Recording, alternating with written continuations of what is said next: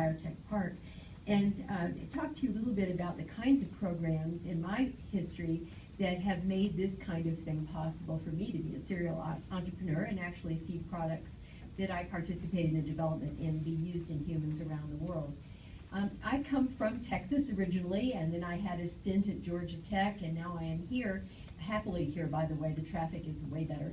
But the bottom line on this is that in those two states, they have reached the conclusion that they have tremendous talent within their universities, and the way to foster economic development around that talent is to provide funding in such a way that the scientists can keep their day jobs as scientists, but move their ideas out into the marketplace and keep those companies in the cities and in the states where they were first founded.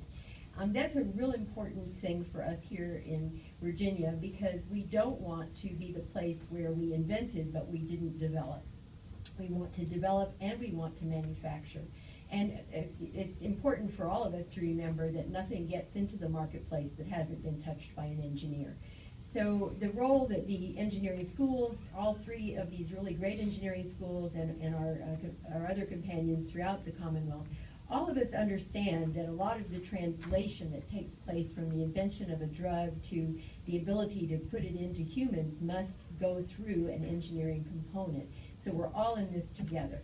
Now, what happens when we go out to look for talent? These are very special people that have this ability to combine their day job as an academic scientist, an academic engineer, a professor, a physician, and turn that into something that can be a real product. And the way that they tackled it in Texas was to set aside funds that would, in essence, allow faculty to get small business startup grants, but do it in such a way that they actually had a chance of success.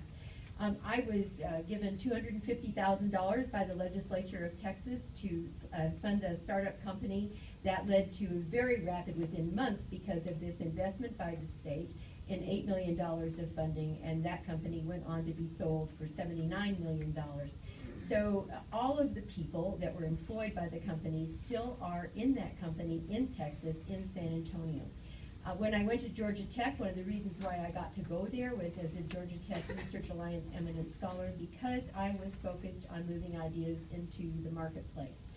There are 50, now I think there's about 56 eminent scholars. They cover the broad spectrum from very, very basic science all the way through to very targeted drug development and design, all kinds of medicine.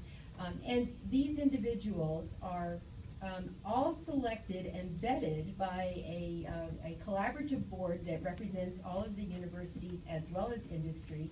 And they must show not only do they love to do science, not only do they love to teach our students, but they really want to see their products move into the marketplace. And the kinds of companies that have come out of that have been really spectacular, and they have stayed in Georgia. Now, I took one out with me when I came here, and one of the reasons why I was excited about coming here is because I think VCU is an entrepreneurial school, and I think all of Virginia is entrepreneurial in its heart. But how are we going to get the kind of talent to come here if we don't find novel ways to bring them? And one of the programs that we're talking about is a way to bring rock stars, the kinds of people that know how to build critical mass, know how to pull a group of scientists together, and with the idea that some of those ideas really have a chance to form companies, move them out into the marketplace. This can happen very quickly when you get the right kind of person. One of our faculty, Frank Gupton, who's chair of chemical and life science engineering, in 2 years has brought in $20 million worth of extramural funding for his pharmaceutical engineering, with a promise of another $40 million to come over the next couple of years, based on the ability of moving those technologies into the marketplace.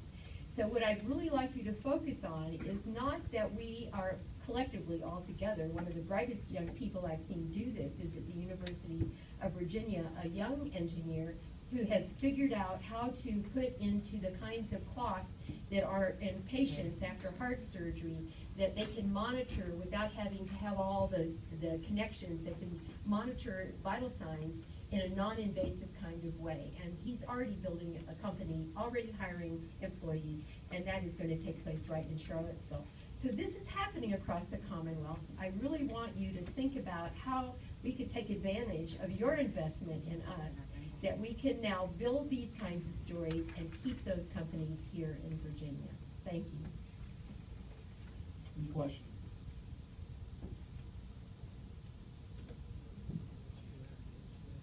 Dr. Massey. Yes, ma'am, I didn't catch your name, I apologize. Bad.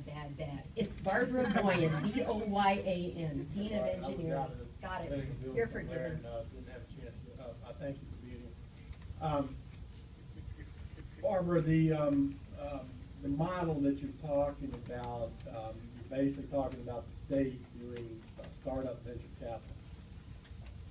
I wouldn't put it quite that strongly, but I am talking about the state investing and in a fund or a way. Let me give you an example of how New York does it, because that is a very aggressive way of doing it. If a young company is able to get small business innovation research grants from the federal government, the state matches it dollar for dollar.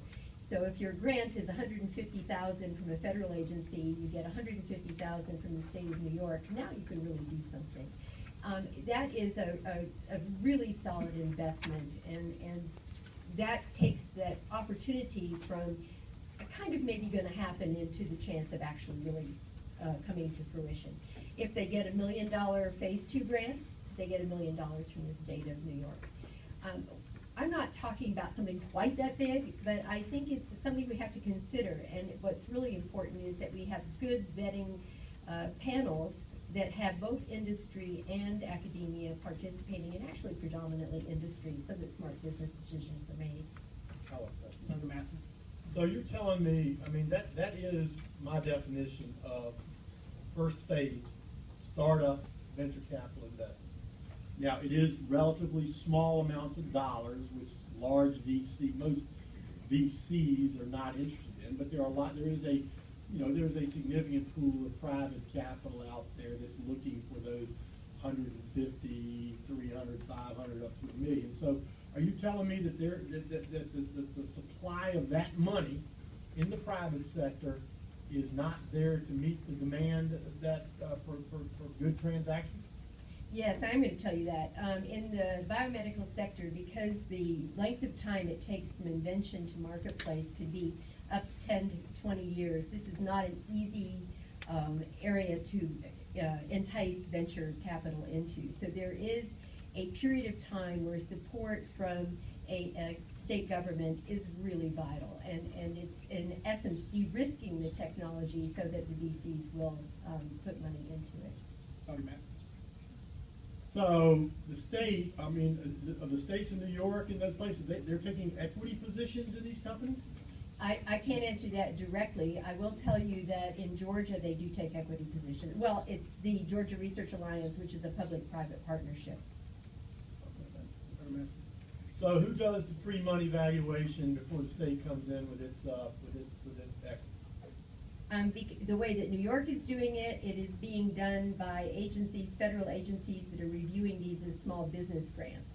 In Georgia, it is an actual venture team that comes together with considerable experience in venture funding, who looks at the ideas and sees whether or not they're worth investing in. And they have a sliding scale, 50K for an idea, 150, 250 when you're on your own. This conversation reminded me that we have a $50,000 match under the same program here in Virginia, and there's several of them that went out. Are your researchers availing themselves of that? And when we passed that in 2009, I think it was, the professors were very excited about it because the feds don't pay for any overhead on their SBIR grants and awards. Can you tell us how that's working? Is the 50,000 helpful? We need to have more. Use them? Yes, I'm very proud to say that my company is now in its second phase 2 SBIR, and we definitely have looked into those kinds of funds. I don't think the money is as available as you might think it is, and yes, we can use much more. Okay. Well, that's really the question I was asking, is available. I just saw the press release, and I don't know if it was 10, 15, 20 were listed of the $50,000 grants. So you think that's not? I don't think that's meeting the demand. Okay, thank you. Any other questions? Sure. Founder Yurisi. Thank you, Mr. Chairman. So, Barbara, thank you for your piece and wrapping up with the talent aspect of it. So if I recap the three components of the presentation, it seems, and I'd love maybe some validation from your perspective. When Mike talked, we talked about, best practices and flexibility and selection, and maybe doing an inventory of assets and skills around the Commonwealth. What are we good at now? And maybe we can continue to invest in those areas. Then Rick talked about, if those are the areas that we're good at, then maybe we can talk about investing in the 4 layers of discovery and development and testing and commercialization. And if I take that same logic through, does it make sense to you that we would stay on those tracks and try to attract the talent by investing in those same couple areas? Or is yours let's just put a matching grant and let the talent kind of float around and find the best opportunities and then match the money? Because that would seem a little bit disjointed to the first 2 components of the presentation. I like the first 2 way better. Yeah. So I think we need to identify areas of strength, and I think we need to bring talent in to really crystallize those areas of strength. Thank you. Boyan, thank you very much. Okay, that completes that.